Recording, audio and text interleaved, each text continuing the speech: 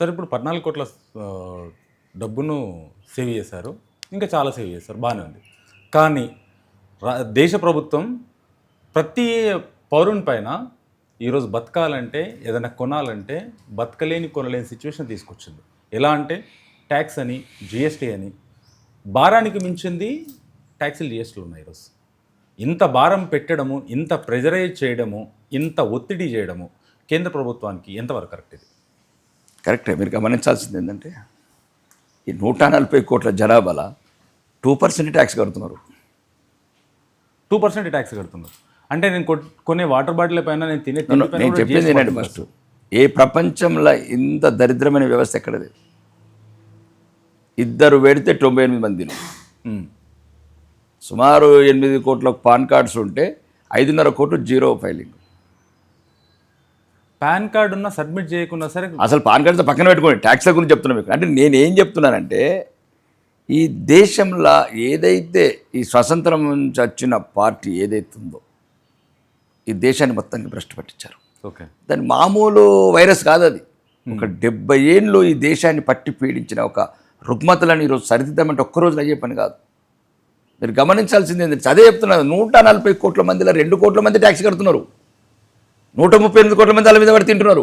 Sir, tax direct కట్టడం వేరు, indirect కట్టడం. నేను షాప్లోకి వచ్చిన నా అబ్బాయి షాప్లోకి వెళ్ళి కూల్ డ్రింక్ బాటిల్ కొన్నా, చిప్స్ ప్యాకెట్ కొన్నా, జీఎస్టీ కట్టినట్టే దాంట్లో నాది 0.0001% ఉంది. దాంట్లో ట్యాక్స్ ఉంది, కట్టినట్టే కదా. అదే చెప్తున్నాను. అంటే డైరెక్ట్ ట్యాక్స్ వేరు, ఇండైరెక్ట్ ట్యాక్స్ వేరు. ఇండైరెక్ట్ ట్యాక్స్లు కూడా రోడ్డు మీద ఇప్పుడు ఇక్కడ కంటోన్మెంట్ ఉంది, 1000 అరటి పండ్ల బండ్లు ఉన్నాయి, ఏ జీఎస్టీ కట్టట్లేదే. తీసుకొచ్చినప్పుడు హోల్సేలర్కి ఎవరైతే అమ్మేవాడి జీఎస్టీ పెడుతున్నారో, లీజర్ అరటి పండు అమ్మేవాడి బండికి ఏదైతే ఉందో లైసెన్స్ లేదు, అరటి పండుకు జీఎస్టీ లేదు, నువ్వు కొనేటప్పుడు నీకు జీఎస్టీ పడతలేదు. అట్లా ఈ దేశం మళ్ళీ మీకు విశాల భారతదేశం. ఈ దేశంలో మౌలిక వసతులు డెవలప్ కావాలి. 750 జిల్లాలు, 29 రాష్ట్రాలు, ఈ దేశ సైనిక అంటే మరి ఎట్లా మన రేపు ఏదైనా దేశం నుంచి యుద్ధం వచ్చింది అనుకుందాం, ఎక్కడికి వెళ్ళి తేవాలా? అంటే నార్మల్ జనాల పైన వేయడము ఎంతవరకు? నార్మల్ జనాలు కాదు, ఒకటే అండి. నార్మల్ జనాలకు రోడ్స్ వాడుతున్నారు, బస్సులు వాడుతున్నారు. నార్మల్ జనాలు అంటే ఇవన్నీ వాడుకుంటే భారతదేశంలో జరిగే వ్యవస్థ కాదు ఇది. ప్రపంచవ్యాప్తంగా మొత్తంగా అతి తక్కువ ట్యాక్సెస్ ఉన్నాయంటే ఇండియాలోనే. కానీ కామన్ పీపుల్ పైన, గరీబోర్డు పైన కూడా ట్యాక్సీ వసూలు చేయడం ఎంతవరకు? గరీబోడు భరించినంత గరీబోడు మర్సిడెస్ కారు కొంటలేడు, 28% ట్యాక్స్ కడతారు.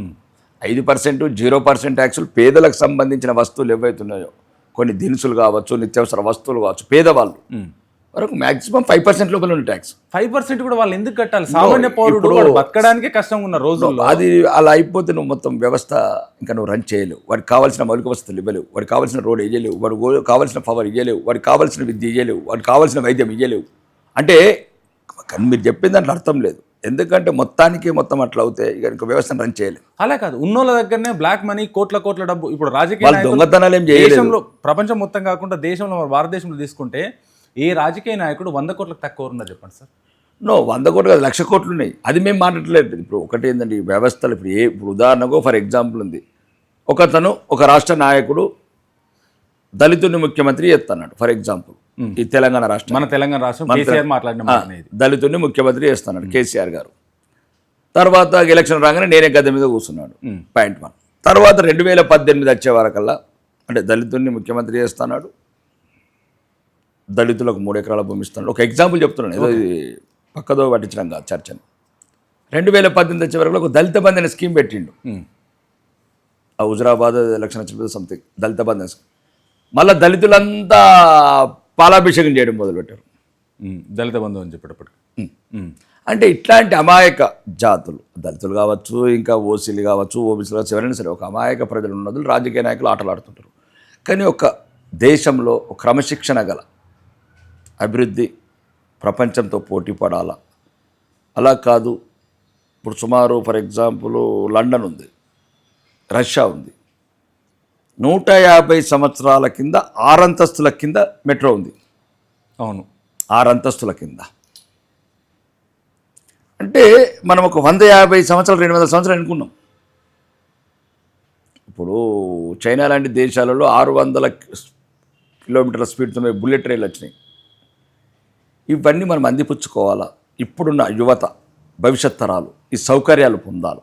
ఇన్ని సౌకర్యాలు రాకపోవడానికి, ఇదంతా వెనకబడ్డానికి, ఇన్ని సంవత్సరాలు వెనకబడ్డానికి కారణం ఏ ప్రభుత్వం ఉంటారు? ప్రభుత్వాలే తప్పేది. ఇప్పుడు ఎన్నిసార్లు విమర్శిస్తాం ప్రభుత్వాలని? ఎన్నిసార్లు విమర్శిస్తాం? నేను 10 నిమిషాలని 4 సార్లు విమర్శించాను. ఎంతగానో విమర్శిస్తాం ఇక. కానీ నేనేమంటున్నాను, సరిదిద్దుకొని ఇక ముందుకెళ్ళాలి. ఇప్పుడు ఓకే, అయితే గతం తెలియాలని చెప్పడం తప్ప గతాన్ని ద్వేషించడం కాదు.